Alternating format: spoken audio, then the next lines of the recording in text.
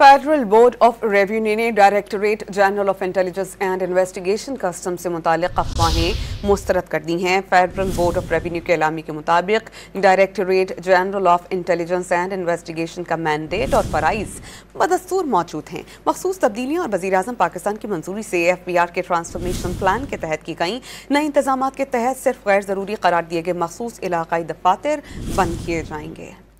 Federal board of revenue ने directorate general of intelligence and investigation custom से मुतालिक अफवाहें मुस्तरद कर दी हैं। फेडरल बोर्ड ऑफ रेवेन्यू के एलामी के मुताबिक directorate general of intelligence and investigation का मैंडेट और फराइज बदस्तूर मौजूद हैं। मखसूस तब्दीलियाँ और वज़ीर-ए-आज़म पाकिस्तान की मंजूरी से FBR के ट्रांसफॉर्मेशन प्लान के तहत की गई नए इंतजाम के तहत सिर्फ गैर ज़रूरी करार दिए गए मखसूस इलाकाई दफातर बंद किए जाएंगे।